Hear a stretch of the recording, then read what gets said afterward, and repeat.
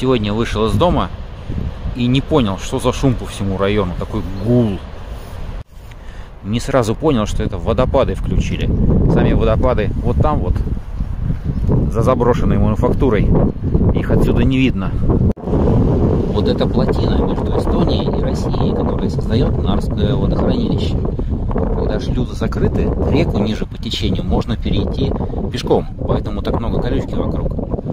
А когда шлюзы открывают, иногда отрываются целые островки с лесом, и всю эту кучу бревен перемалывает в водопадах.